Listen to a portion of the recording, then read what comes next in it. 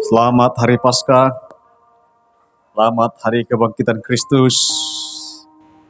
Ya memang di mana-mana Hari Paskah itu nggak semeriah Hari Natal. Memang hari Paskah, hari Kebangkitan bagi banyak orang masih hal biasa. Nothing special. Tidak yang spesial dengan Hari Kebangkitan.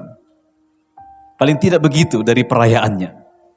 Makanya tidak ada di sini pernak-pernik Hari Kebangkitan. Makanya tuh dia ada tadi buat di sini kuburan yang kosong begitu kan? Itu menarik Pak. Ada batu. Kita opening prayer-nya batu terguling gitu kan. Jadi lebih dramatis dari Natal gitu. Ada ledakan-ledakan. Namanya bangkit dari kematian. Kita merekanya biasa. Puji-pujiannya pun kadang-kadang lebih meriah. Oh, glow. Kalau Natal itu kan murah, sangat menggempar sekali. Itu sebuah ironis sebenarnya. Satu ketika seorang hamba Tuhan, seorang gembala sidang yang sangat setia melayani jemaat Tuhan sampai di hari tuanya. Dia berkhotbah setiap hari Minggu, dia melayani jemaat itu sampai bertumbuh. Sehingga kesehatan dia memaksa dia harus pensiun. Karena berdiri juga tidak mampu lagi, bahkan duduk juga sulit di hari tuanya. Dia hanya terbaring di tempat tidur. Seorang gembala, seorang pengkhotbah ini. Satu ketika para hamba-hamba Tuhan dan juga jemaat mengunjungi gembala sidang ini, pendeta ini, pengkhotbah yang setia ini. Mereka berbicara, mencoba menghibur, menguatkan di hari-hari terakhir hamba Tuhan ini. Lalu mereka bertanya kepada Bapak Gembala mereka yang sudah tua ini. Jika Bapak diberi Tuhan satu kali saja kesempatan berbicara dengan lantang dan berdiri di mimbar, Bapak mau bilang apa? Dia bilang, saya hanya bilang satu kalimat yang singkat saja dan itu cukup. Kristus telah bangkit. Karena itulah merupakan fondasi iman Kristen kita. Paulus berkata, jika Kristus tidak bangkit, sia-sialah aku berkhotbah. Sia-sialah pelayananku, sia-sialah semua imanmu. Dan itu sebab yang paling sulit, bahkan yang paling sering mengalami kesulitan dalam kita mempertahankan iman itu ialah ketika dipertanyakan, benarkah Kristus bangkit dari kematian? Masakah anak muda yang lahir di Nazaret, dari Nazaret anak muda biasa, kok bisa dia bangkit dari kematian? Tidak ada sampai hari ini ilmuwan yang menemukan satu teori yang baru, apakah itu ilmuwan di bidang biologi, di bidang kimia atau fisika, yang meneliti dan mengatakan telah ditemukan sebuah penemuan baru bahwa kita bisa membangkitkan orang dari kematian. Tidak ada itu. Belum pernah ditemukan ada orang yang mati lalu bangkit kembali dan hidup. Tidak ada. Dan hanya ada di iman Kristen. Itu sebab orang yang punya ilmu yang tinggi, yang hanya mengandalkan ilmunya, tidak akan percaya Yesus itu bangkit, karena tidak ada teori yang membuktikan ada manusia bisa bangkit dari kubur. Bagaimana kalau kita bisa lewat dari makam pahlawan, tiba-tiba bermunculan para pahlawan itu? Apa yang terjadi? Kita akan larikan, pindah dari tanah karu ini. Tapi Kristus bangkit dari kematian. Dan itulah yang disampaikan oleh Paulus dalam pelayanannya. Itu yang membuat Paulus untuk melayani tanpa gentar. Saya mau membagikan hari ini kepada kita firman Tuhan dengan tema kuasa kebangkitan Kristus. Saya singkat dengan K3, kuasa kebangkitan Kristus. The power of the resurrection of Christ.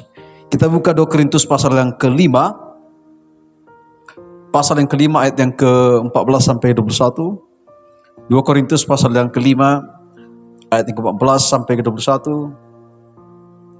Kalau sudah ketemu, saudara katakan amin. Kita baca dengan kompak, dengan semangat kebangkitan Kristus tentunya. 2-3 ya. Sebab kasih Kristus yang menguasai kami, karena kami telah mengerti bahwa jika satu orang sudah mati untuk semua orang, maka mereka semua sudah mati. Dan Kristus telah mati untuk semua orang, supaya mereka yang hidup tidak lagi hidup untuk dirinya sendiri, tetapi untuk Dia yang telah mati dan telah dibangkitkan untuk mereka. Sebab itu kami tidak lagi menilai seorang juga pun menurut ukuran manusia. Dan jika kami pernah menilai Kristus menurut ukuran manusia, sekarang kami tidak lagi menilainya demikian. Jadi siapa yang ada di dalam Kristus, ia adalah ciptaan yang baru, yang lama sudah berlalu, sesungguhnya yang baru sudah datang. Dan semuanya ini dari Allah, yang dengan perantaraan Kristus telah mendamaikan kita dengan dirinya, dan telah mempercayakan pelayanan pendamaian itu kepada kami. Sebab Allah mendamaikan dunia dengan dirinya oleh Kristus, dengan tidak memperhitungkan pelanggaran mereka. Ia telah mempercayakan berita pendamaian ini kepada kami. Jadi kami ini adalah utusan-utusan Kristus, seakan-akan Allah menasihati kami dengan perantaraan kami. Dalam nama Kristus kami meminta kepadamu, berilah dirimu didamaikan dengan Allah. Dia yang tidak mengenal dosa telah dibuatnya menjadi dosa karena kita, supaya dalam Dia kita dibenarkan oleh Allah. Haleluya. Saudara, kita melihat di sini bagaimana Paulus menjelaskan pelayanannya. Bagaimana Paulus mempertanggungjawabkan di hadapan orang-orang, di hadapan jemaat dan orang-orang yang menentang dia. Apa yang memotivasi dia melayani? Apa pondasi daripada pelayanan dia?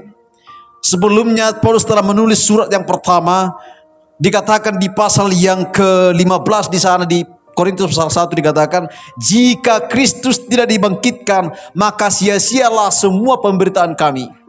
Sia-sialah saya berkhotbah, sia-sia saya melayani jika Kristus tidak dibangkitkan, dan sia-sialah seluruh imanmu. Betapa sentralnya pelayanan ini bagi Paulus, dan dia mengatakan bahwa tidak ada yang lebih penting, tidak ada yang lebih bersejarah, tidak ada yang lebih besar di dunia ini selain daripada peristiwa kebangkitan Kristus. Saya tertarik dengan seorang novelis dari Turki, namanya Mehmet. Dia mengatakan ada dua hal yang mengguncangkan dunia ini. Yang pertama gempa yang besar, yang kedua ide-ide yang besar.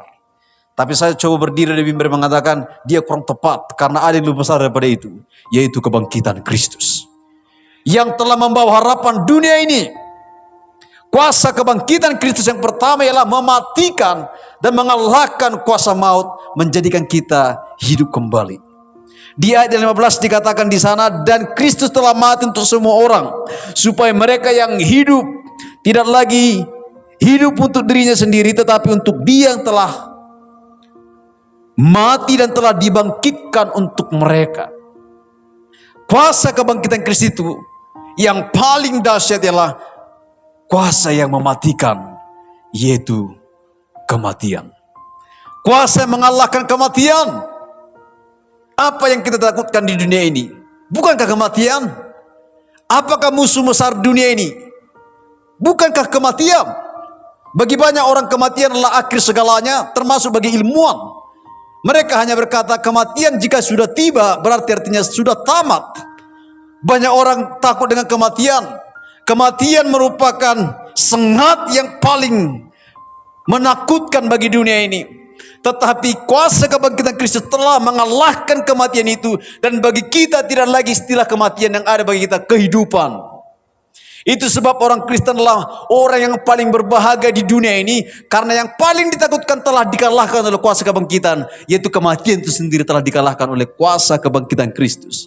Makanya Paulus berkata kepada jemaat di Korintus ini, dikatakan, hai maut, di mana kemenanganmu? Hai maut, di mana sengatmu? Jadi maut, kematian itu punya kemenangan harusnya. Dia punya sengat yang menakutkan, tapi Kristus telah mengalahkan kematian itu. Kematian ini punya kuasa.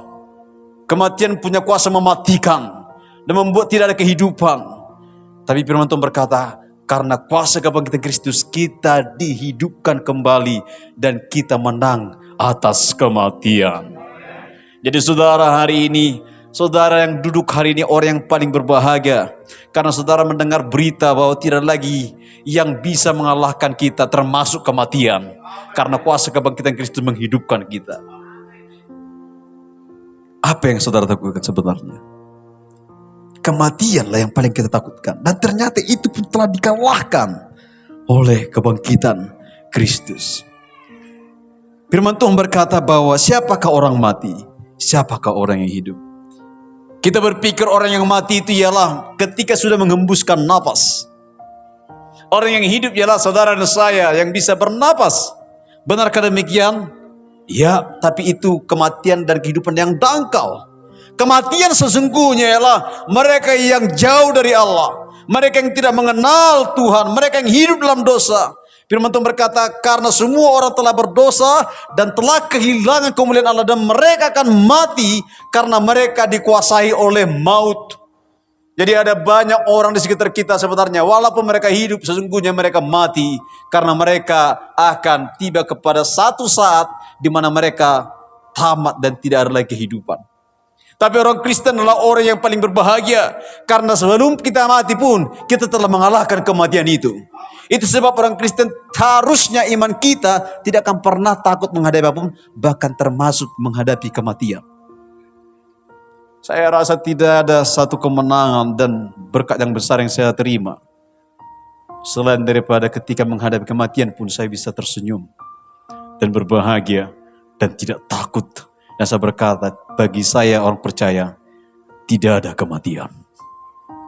Yang ada hanya berpindah dari hidup di dunia ini yang terpisah dari Allah, hidup selama-lamanya bersama Kristus. Itu sebab Paulus berkata, bagiku mati adalah keuntungan.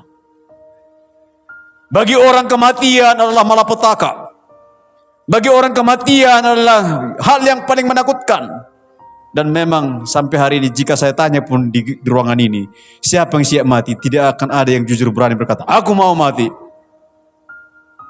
Tapi Paulus hidupnya, dia berkobar-kobar melayani, dia juga berkobar-kobar untuk mati. Makanya manusia Paulus itu orang yang paling berbeda. Siapa di sini yang semangat mati? Semangat kali mau mati, gak sabar aku mati lah gitu. Ada gak? Tapi Paulus berkata apa? Bagiku mati keuntungan. Berarti bagi kematian pun tidak ada yang menakutkan bagi dia. Tidak pernah saya temukan pelayanan di rumah sakit, lalu saya bilang, gak pernah saya temukan satu pasien ketika dilayani. Pak, bagaimana keadaannya? Mau sembuh Pak? Enggak, aku mau semangat mati aja lah. Semua mereka mau hidup. Tapi ada yang lebih bermakna daripada sekadar hidup. Yaitu bahwa Kristus telah mengalahkan maut. Apa bedanya maut dengan mati? Mati yang kita tahu sekadar berhenti bernapas. Tidak lagi bersama kita di dunia ini. Tubuh raganya akan hancur. Tapi maut berbicara apa? Maut berbicara kematian yang sesungguhnya. Maut berbicara walau manusia hidup ada maut dalam dirinya mencengkram. Dan harusnya kitalah itu. Bagian kita adalah maut. Karena upah dosa adalah maut. Upah dosa bukan sekedar kematian di alam kubur. Upah dosa adalah sebuah maut yang memisahkan kita dari Allah. Dan itulah kutuk. Itulah hukuman Allah. Tapi kuasa kebangkitan Kristus telah mengalahkan maut. Itu sebab Paulus mengatakan apa? Hai maut, di manakah sengatmu? Di manakah kemenanganmu? Karena kemenangan sesungguhnya adalah kebangkitan Kristus. Itu sebab kalau saya berkhotbah tidak pernah lihat saya berkhotbah pelan-pelan. Karena bagi saya sedang memberitakan berita kemenangan. Pelayanan saya pelayanan kemenangan. Enggak mungkin saya memberitakan kemenangan. Saya bilang, baiklah saudara-saudaraku, Yesus telah menang. Yesus Kristus menang dari maut. Ada haleluya. Enggak ada pun enggak apa-apa. Saudara percaya Yesus?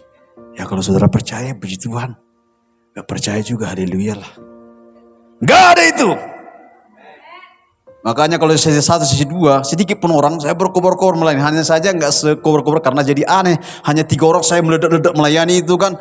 Jadi aneh aja. Tapi kalau semangat saya gak pernah pudar. Karena saya tahu berita yang saya sampaikan, berita kemenangan. Berita yang mengalahkan maut. Itulah berita gereja, itulah mimbar gereja. Karena itu kita gak pernah takut.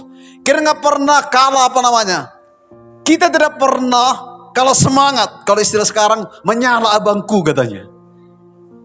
Kita bukan hanya sekarang menyala abangku. Menyala, kita harus menyala karena apa? Berita kita berita kemenangan. Maut saja dikalahkan, kenapa masalah kecil pun kita takut? Gimana ini? Jadi semangat kebangkitan itu harusnya merupakan semangat kita setiap hari yang membuat kita memiliki pengharapan. Jadi kita hidup pun di dunia ini, kita lihat kita diberkati Tuhan, kita punya tantangan, udah beda cara pandang kita. Kalau orang yang tidak kenal Tuhan itu kan orang-orang yang musiman. Kok gak semangat? Kami itulah lagi hancur panen. Minggu ketiga, minggu keempat, beda-beda semangatnya. Tapi iman yang hidup, yang berpondasikan kebangkitan Kristus, masalah besar atau kecil, bagi kita tidak ada lebih besar daripada kuasa kebangkitan Kristus. Tidak lebih besar daripada kuasa yang telah mematikan dosa, yang mengalahkan maut. Itu yang membuat kita bergairah dalam hidup ini. Bagaimana saudara melihat masa depan, menatap sebuah kehidupan yang lebih indah dari sekarang saudara sedang jumpai. Harus saudara berbahagia dong. Itu ibarat kalau habis ibadah ini, contoh, lalu Pak Gembala Dor mengatakan, habis ibadah sesi 3 akan ada hadiah 1 unit mobil Fortuner per 1 kepala keluarga. Sama bilang begini, saudara sabar, nggak sabar kan habis ibadah. Kalau bisa Pak Bonor pun 1 poin aja khotbahnya. Karena saudara sedang menanti apa? Hadiah yang besar.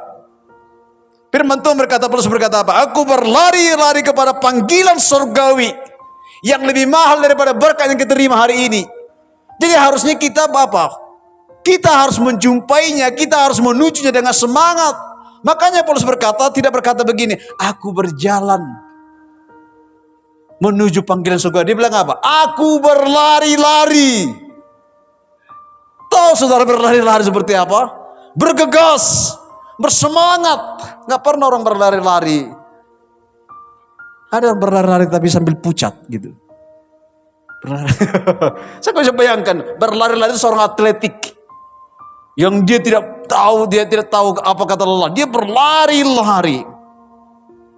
Jadi panggilan kita itu harusnya berlari-lari menuju panggilan. Karena apa? Ada kuasa kebangkitan Kristus yang menjamin bukan hanya hari esok, besok hari Senin. Bukannya itu.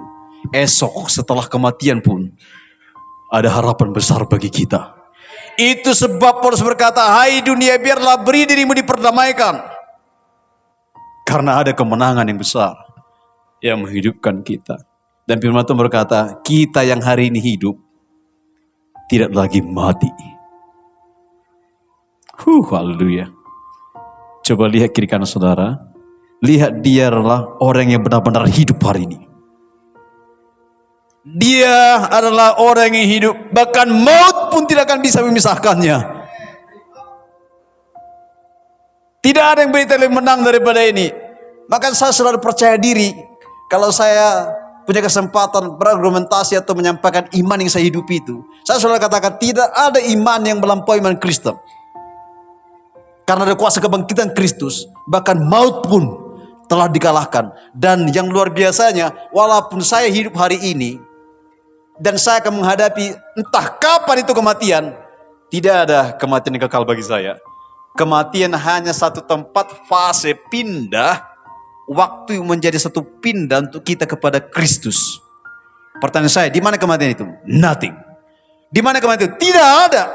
Di mana kematian telah disengat dan dikalahkan oleh kuasa Kristus dan tidak ada lagi.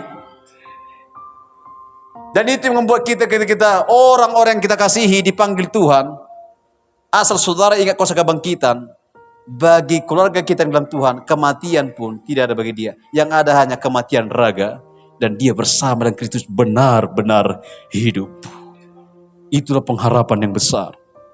Sebab itu Paulus berkata apa? Karena itu, biarlah hidupmu kamu persembahkan kepada Tuhan. Salah satu yang menjadi masalahnya ialah ketika kita dijadikan hidup kembali, yang dulunya kita mati, yang dulunya kita terhilang, tapi telah dihidupkan kembali. Kadangkala kita masih hidup untuk diri kita sendiri. Paulus berkata, engkau yang hidup karena kuasa kebangkitan Kristus, biarlah hidupmu untuk Tuhan, bukan lagi untuk diri sendiri, tapi untuk Dia. Tantangannya ialah setelah kita dihidupkan oleh kuasa kebangkitan Kristus, pertanyaan saya, saudara hidup untuk siapa? Itu pertanyaannya. Kesempatan yang Tuhan beri kepada saudara hari ini, apakah hanya untuk diri kita? Sedikit lebih maju ini, apakah hanya untuk keluarga kita? Walaupun itu penting, sangat penting, itu tanggung jawab kita. Tapi harus kita naik satu level lagi. Kita harus hidup bagi Kristus. Di sesi 2 tadi saya menceritakan satu kisah. Ada seorang keluarga di pedalaman India.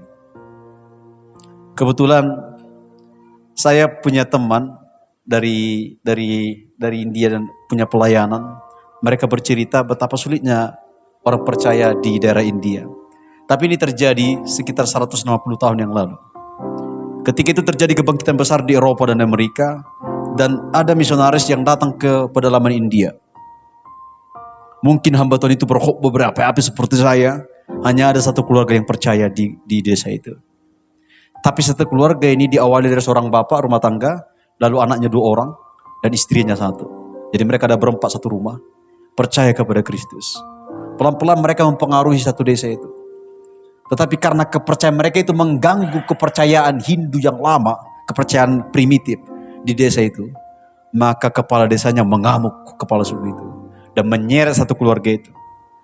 Dan mereka ditantang dengan satu pertanyaan dari kepala suku itu sambil mereka memegang tombak. Dan kepala suku itu berkata kepada bapak rumah tangga itu, sekarang kami beri kepadamu kesempatan. Tinggalkan imanmu, kembali kepada kepercayaan yang lama, tinggalkan Yesus, atau tidak anakmu akan kami bunuh. Saudara, apa yang membuat kisah ini luar biasa adalah ketika dia diancam anaknya akan dibunuh, maka tiba-tiba bapak ini bernyanyi, mengikut Yesus keputusanku, mengikut Yesus, sambil bernyanyi lagu itu. Entahkah itu lagu pernah dinyanyikan sebelumnya waktu dia percaya Yesus, atau dia lagu tiba-tiba keluar dari mulutnya. Sembari dia bernyanyi, maka kepala di situ makin mengamuk dan membunuh anaknya itu. Sekarang giliran istrinya. Kepala di sini memberi peringatan kembali. Sekarang tinggal dirimu dan istrimu. Kalau kamu menyangkal masih bisa. Tapi apa kata bapak ini? Walau sambil dia bernyanyi, walau tidak ada yang ikut aku tidak pernah ingkar Yesus. Dan di depan dia istrinya dibunuh. Dan yang terakhir hanya tinggal dia sendiri. Kepala suku yang berkata, sekarang kamu bisa pulang kalau kamu menerima tawaran yang terakhir ini. Sangkal imanmu, kamu masih bisa hidup. Dia bernyanyi, dia berkata apa? Salib di depan, dunia di belakang, aku mau tetap mengikut Yesus. Dan dia dibunuh. Satu keluarga itu dibunuh di depan umum di desa itu. Saudara tahu, ternyata kematian mereka, satu keluarga yang mengerti kuasa kebangkitan Kristus itu, akhirnya mujizat terjadi. Ketika kepala suku itu melihat iman mereka begitu kuat, satu rumah tangga itu mati karena mengikut Yesus, maka tiba-tiba kepala suku itu justru beriman kepada Tuhan di saat itu juga. Karena dia sangat tertantang dengan iman mereka. Mengapa satu keluarga ini percaya kepada Yesus yang tidak kelihatan? Mereka siap mati untuk itu. Kepala suku itu pada waktu itu juga mengatakan dia percaya pada Yesus. Dan karena kepala sukunya percaya pada Yesus, maka satu desa itu hampir semua ikut Yesus. Saudara lihat, apa yang kita lihat dari kisah itu? Dari situlah muncul lagu I have decided to follow Jesus. Jadi lagu itu sebenarnya lagu dari bahasa India yang muncul dari desa itu, yang sampai hari ini lagu yang paling terkenal yang kita nyanyikan. Kita katakan, aku mau mengikut Yesus. Itulah hidup yang dipersembahkan satu keluarga yang tidak lagi hidup untuk diri mereka sendiri, tapi bagi Allah. Yang mau saya tekankan dari mimbar ini, satu hal kecil dari komitmen kita mengikut Tuhan, kadangkala itu kita pikir hanya untuk diri kita. Tapi komitmen kita yang setia ikut Tuhan itu berdampak bagi orang lain. Berdampak bahkan bagi generasi kita. Lagu itu sampai hari ini menginspirasi banyak orang. Bahkan ada yang hanya mendengar lagu itu, mereka percaya kepada Tuhan. Ada kalanya kita berhadapan dengan tantangan yang sulit, hampir kita mundur dari iman kita. Tapi saudara tahu, justru di saat tantangan yang sulit itu, kalau kita bertahan, mengikut Tuhan, mempersembahkan hidup kita bagi Tuhan, Allah bisa melakukan perkara besar melalui komitmen itu. Dalam poin yang pertama ini, kuasa kebangkitan Kristus yang menghidupkan kita harusnya menjadikan kita menjadi orang-orang yang mempersembahkan hidup kita bagi Tuhan. Yang kedua dikatakan di ayat 17, dikatakan di sana, Saya bacakan kepada kita di ayat 17 dikatakan, jadi siapa yang ada di dalam Kristus, ia adalah ciptaan baru, yang lama sudah berlalu, sesungguhnya yang baru sudah datang. Kuasa kebangkitan Kristus ialah menjadikan kita menjadi manusia baru. Menjadikan kita menjadi orang-orang yang baru. Baru artinya bukan wajah baru. Baru artinya bukan baju baru. Baru artinya bukan gaya baru. Bukan pangkasan yang baru. Bukan pergi ke salon tiap hari. Biar seperti firman Tuhan berkata, yang baru sudah datang ke salon aku tiap hari. Jadi hari Senin warna kuning rambutnya, hari Selasa warna merah, hari Rabu warna hijau pun dibuat supaya baru. Bukan itu maksudnya baru. Baru artinya manusia lama telah berlalu dan kita di hadapan Kristus menjadi baru, artinya kita dikenakan dengan manusia ilahi, karakter yang baru. Manusia lama kita itu apa? Banyak yang harus kita tinggalkan. Mungkin ada di antara kita orang yang dulu manusia lama kita gampang sakit hati, dendam, akar pahit, apalagi kebiasaan-kebiasaan yang buruk. Itu manusia lama kita. Tetapi setelah kuasa kebangkitan Kristus bekerja dalam kita sekarang menjadi baru. Makanya Paulus bilang begini, dulu aku melihat kamu seperti cara lama, tapi sekarang aku tidak lagi melihat kamu sebagai manusia biasa. Aku melihatmu seperti Kristus melihat dirimu. Jadi Paulus melihat jemaat itu, dia tidak melihat mereka itu dari sisi pernah salah atau tidak. Itulah biasanya Paulus. Dia melihat jemaat itu semua telah dilahirbarukan Kristus. Mereka itu adalah orang-orang baru. Jadi ketika saudara bergabung di Gebela Spring Plaza ini, memang saudara punya masa lalu. Tapi begitu saudara bergabung dan menjadi orang percaya, pada waktu itu juga saudara menjadi manusia baru. Karena Kristus mengerjakan hal-hal yang baru bagi kita. Dan terus dikerjakan. Itu sebab kalau ada orang berbuat salah kepada kita, jangan ingat masa lalunya. Amin ya. Ingat bahwa Kristus telah menerima dia apa adanya dan mengerjakan hal yang baru dalam hidupnya. Ada kasih, ada sukacita, ada damai sejahtera, ada kesabaran, ada kemurahan hati. Itulah yang harus kita kenakan. Itu yang dikerjakan oleh kuasa kebangkitan Kristus itu. Saya tertarik dengan ini. Kalau kita melihat bahwa betapa luar biasanya pekerjaan Kristus menerima kita. Kalau kita melihat diri kita sebenarnya siapa kita? Kita kan orang-orang yang buruk. Kalau kita mengerti firman Tuhan, tidak ada alasan kita membela dari kita orang yang baik.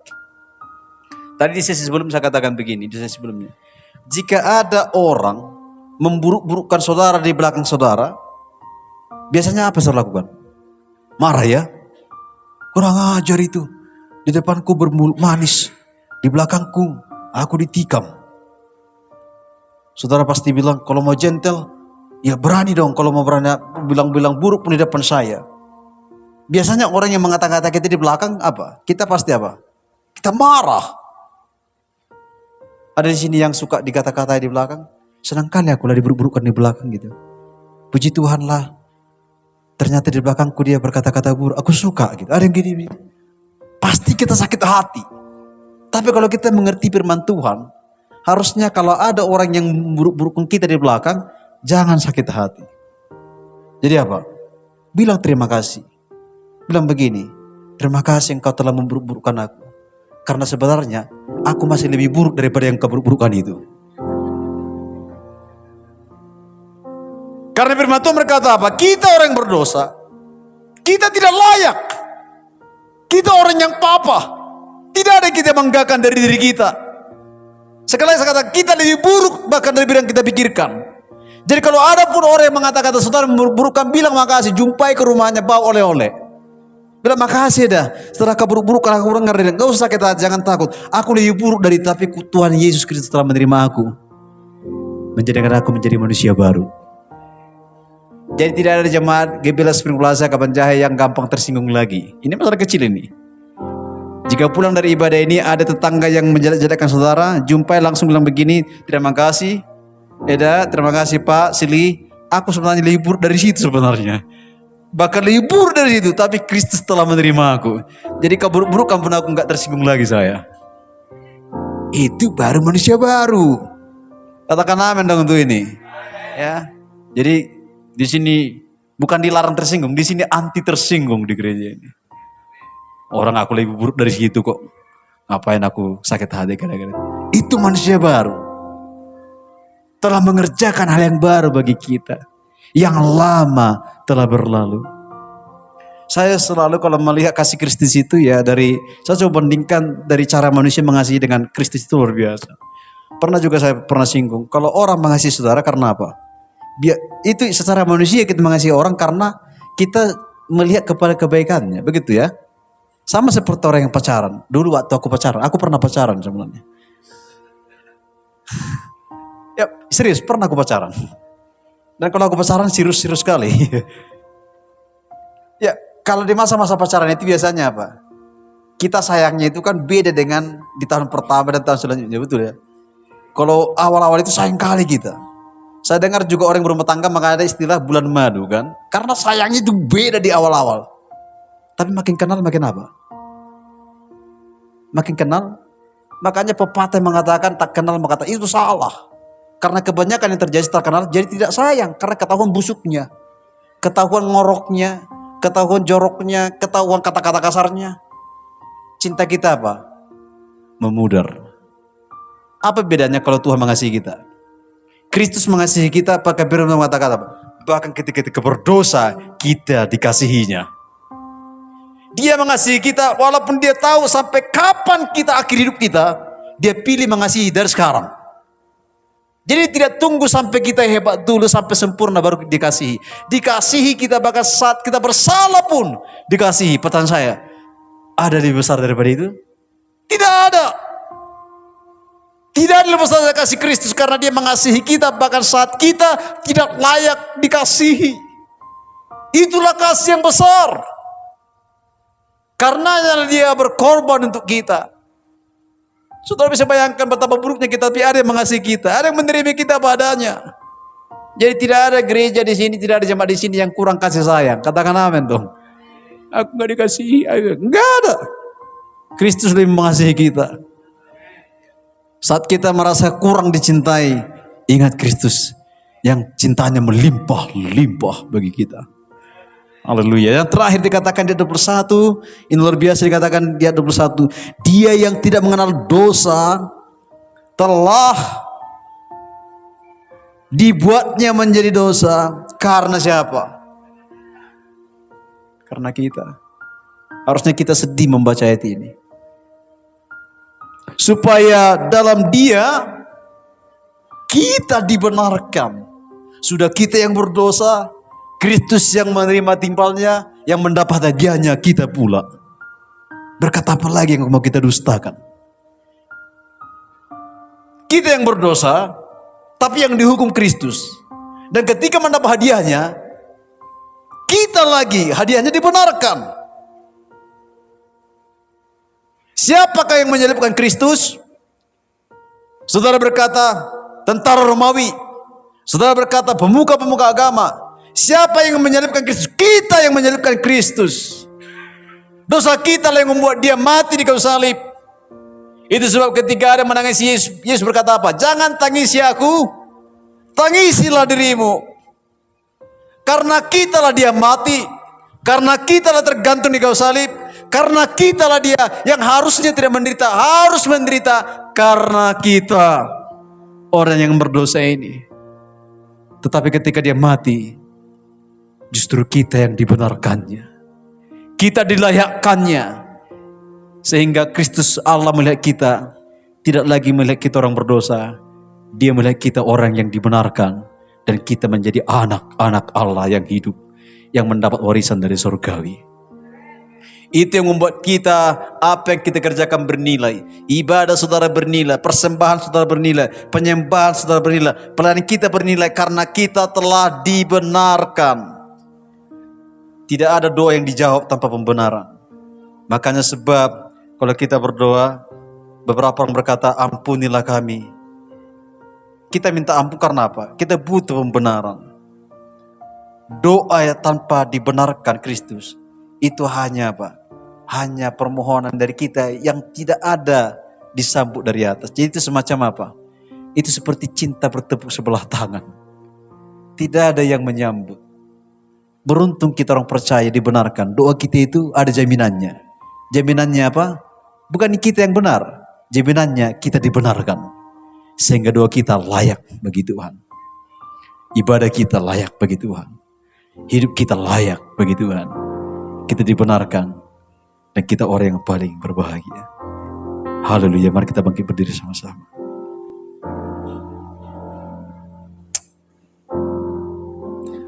Ku telah mati dan tinggalkan cara hidupku yang lalu. Semuanya sia-sia dan tak berarti lagi. Hidup ini ku letak